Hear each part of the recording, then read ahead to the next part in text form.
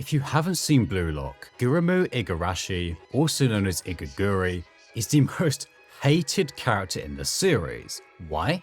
You ask because he looks like such a happy, wholesome chap? Well, there's two reasons. The first of which is that he kind of cheats at the sport, and we'll come back to that. But the bigger reason is that whilst he's not a bad person by any means, he's just simply kind of annoying. At times he has Zenitsu vibes where he's panicking or freaking out, but in spite of that, I found myself really rooting for him, hoping that the next game would be the one where he finally gets a moment.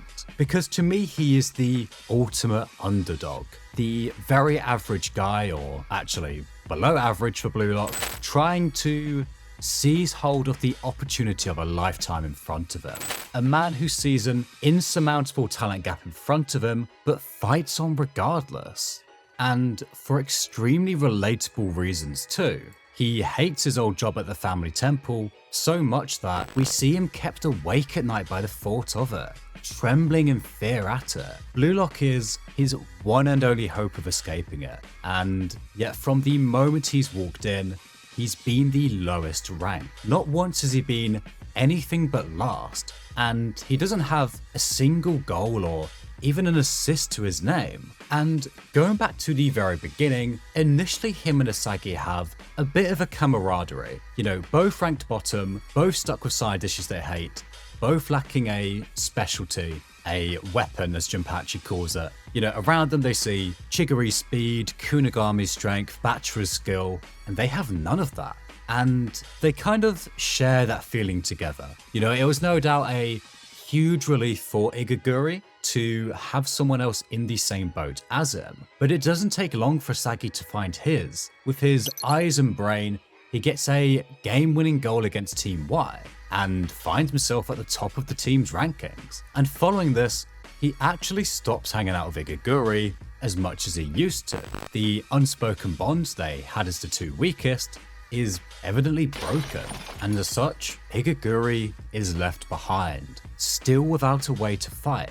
When the team lifts off their weapons in Chapter 9, he lists his as his relentless spirit, which at the time sounds like something he just came up with so he wouldn't have to face the embarrassment of admitting he doesn't have one. But looking at him throughout the rest of the series, I think he got it spot on. In the Team V match, we see him throwing his face in the way of Nagi's shots on more than one occasion. And something I have to credit Akira for, as I didn't pick up on myself, is that Igaguri refuses to allow himself to be carried.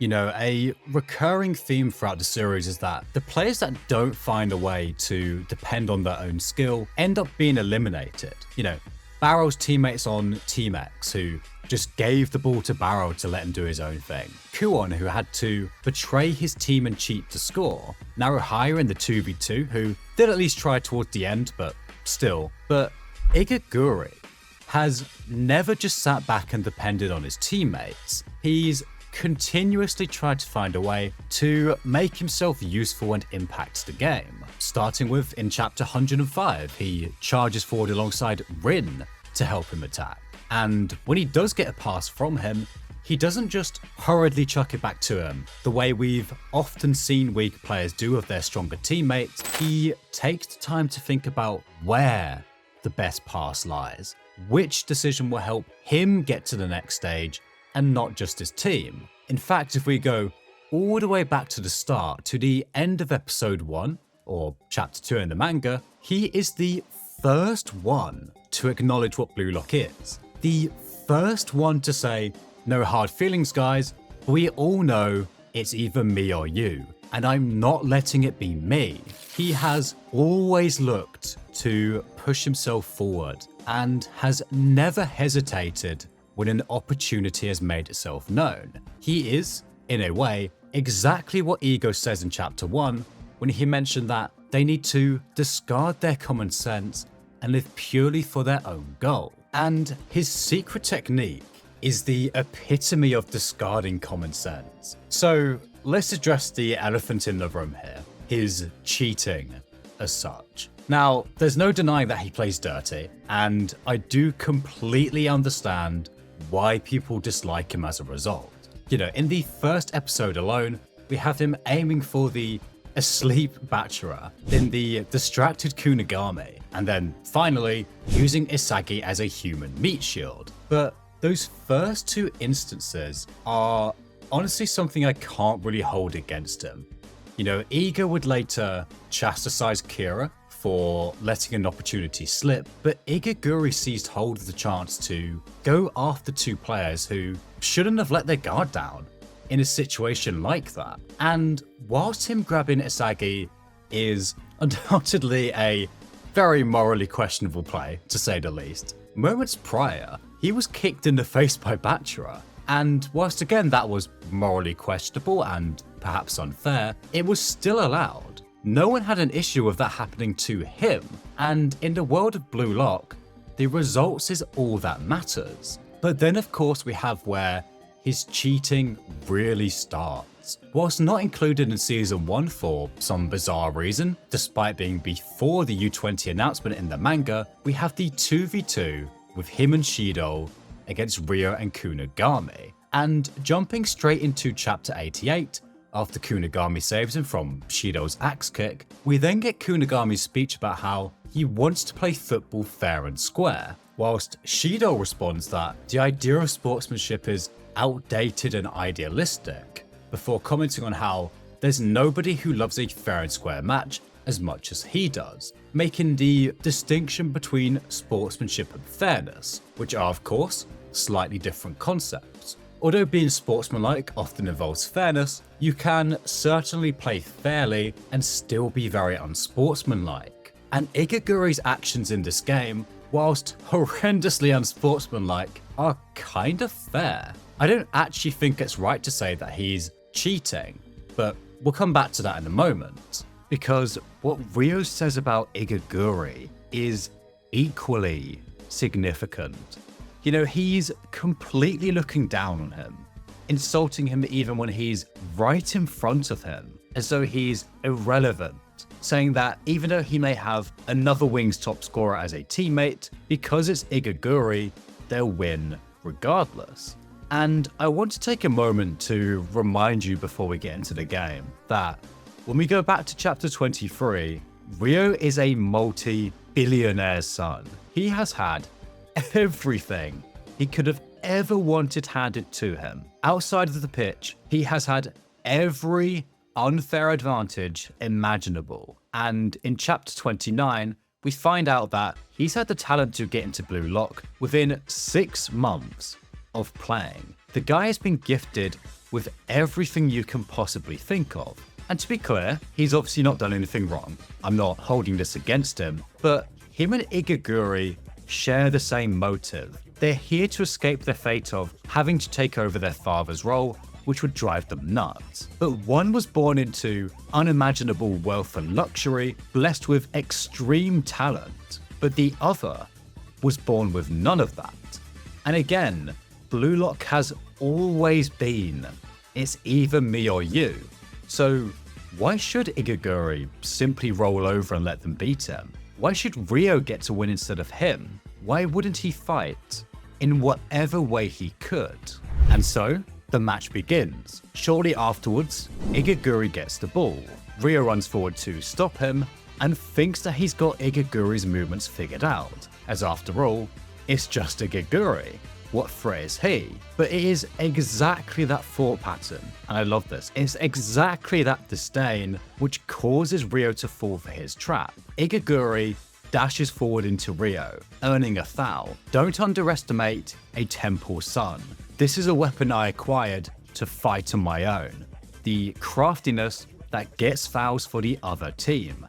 And you know, I really doubt he likes this being his weapon. Although I wouldn't blame him in the slightest for taking satisfaction in proving someone who looks down on him so much wrong.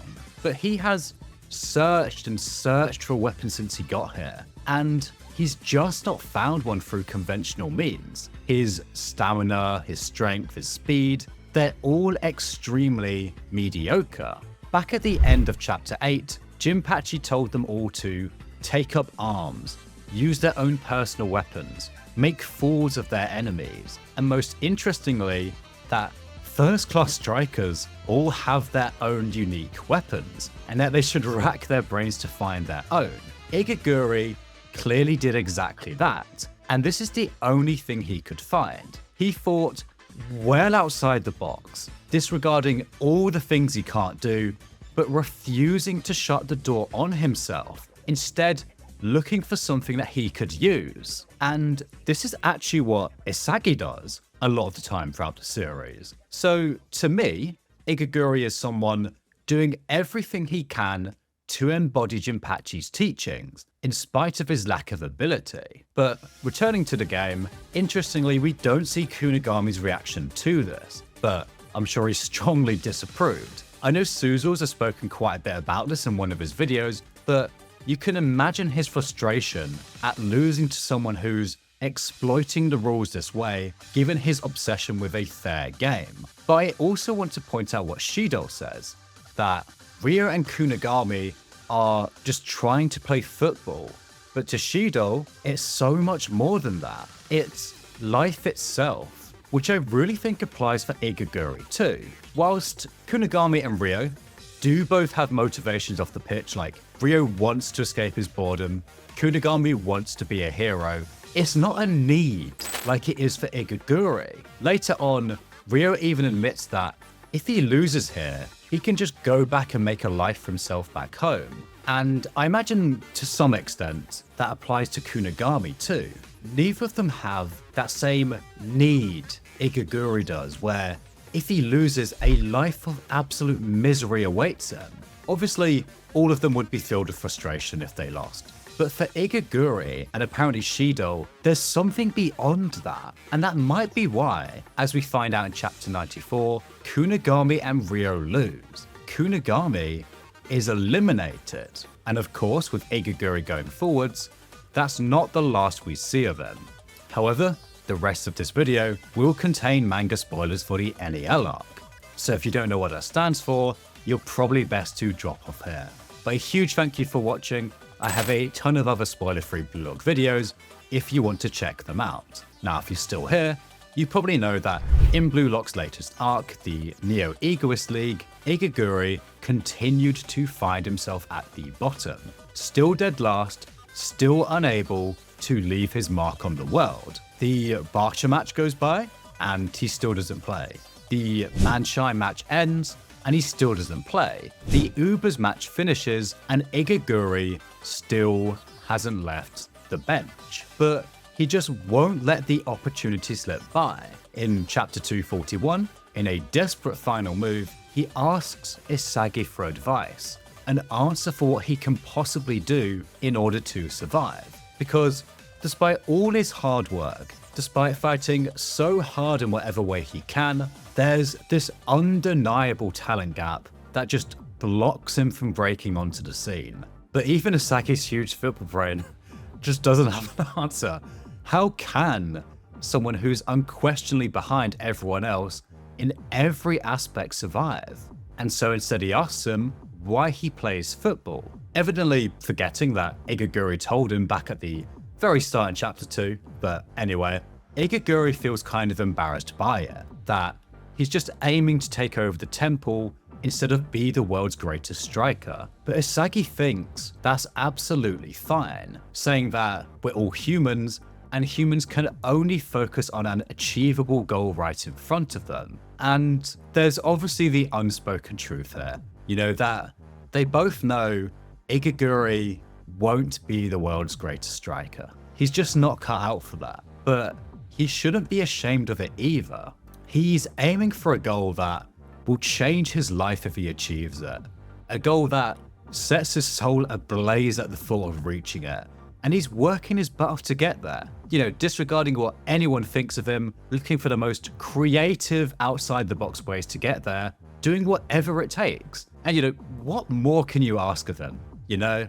And Isagi has genuine respect for this. And that respect from someone Igaguri respects, which is another great point. I like how he's genuinely happy for Isagi and his growth, you know?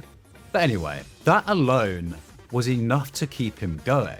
Igaguri says he knows what to do now. And I think based on his reaction, it kind of feels to me that he was embarrassed by his motivation. He saw it as kind of less worthy than those around him who were aiming to be the greatest striker. And this is the moment where he stopped being a character I jokingly liked and one that I seriously started to root for, because I've really felt that myself at times, and this part isn't even scripted, but I think I've often felt that feeling of I'd be genuinely happy with just that, but then you inevitably see those people with more or at the very top, and I can get quite down on myself and start to feel as though it's not enough because of them, look what they've got, but it really is. And it's only just clicked me as I say this, but that's the side of Igaguri I relate to.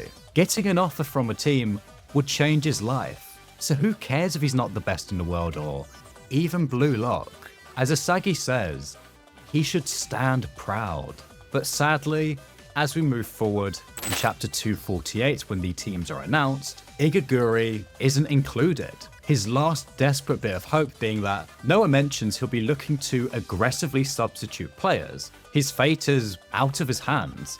But as he walks down through that tunnel, unlike the other members of the bench, he walks alongside the starting members, yelling, "Yes, sir," showing he's just as ready to play as they are. Again, there's that fighting spirit, there's that not caring what everyone else thinks of him. And then in 276, following Rin's equalizer, Loki and Noah substitute themselves off. The greatest striker in the world and the one chasing after him for that title. And alongside these two giants in the football world, the absolute peak, Noah calls on Igaguri to join him.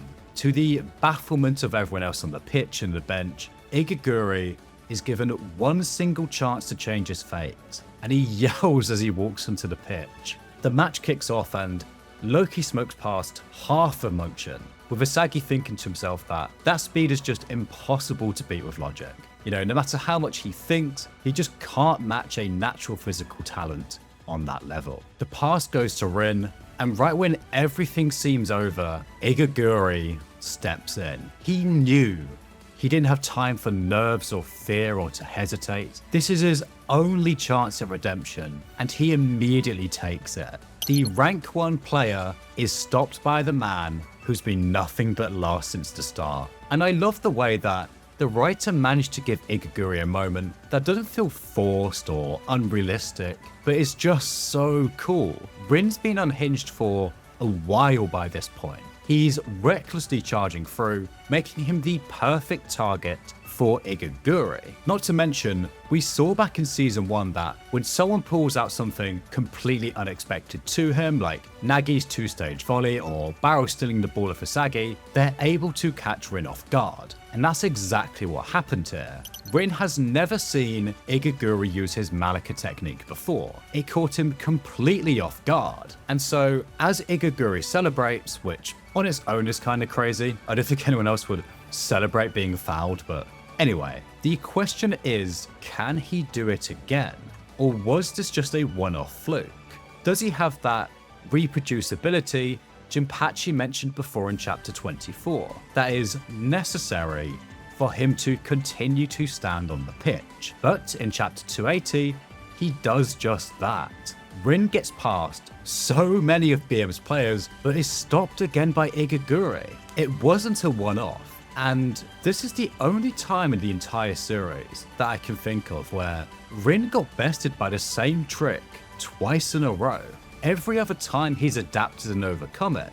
But of course in 282, Rin does get past Igaguri without any issues. And so the final question is, what will happen to Igaguri now? Is this a weapon he can continue to use consistently at this level?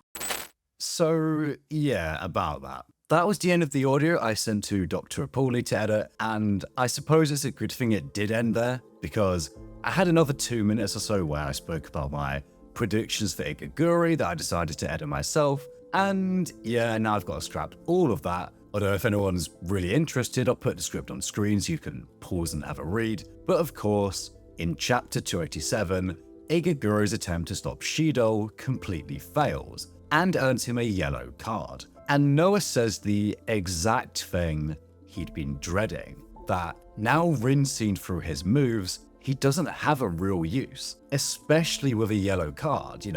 Virtually anyone on the bench is a better pick than him right now. His pleas fall on deaf ears as Noah is utterly ruthless in telling him to just get off the pitch. And it's a heartbreaking moment, to see everything he's worked for crumble the way it has. And we see Isagi paying his respect to him. He knows what Igaguru's been through. He was in the exact same shoes at the start of the series. He was fortunate enough to have his gift of spatial awareness and foresight, but without that, he'd be in the same position Igaguri is.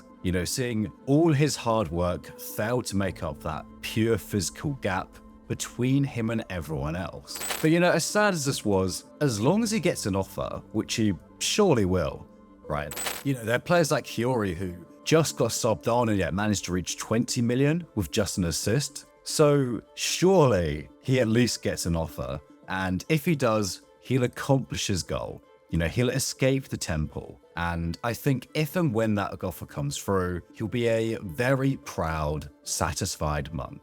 It was clear that that ambition to keep going was always within him. And that's incredibly admirable, given all the evidence pointing against it, And I think realistically, even if he did survive this round, he wasn't going to survive the next one, But regardless, for a long time now, I thought that him simply getting an offer and leaving Blue Lock is the perfect ending for him. You did well, King. I'm going to miss being able to write these jerky comments on every other Blue Lock YouTuber's videos, but the timing is right to go. So thank you very much for watching.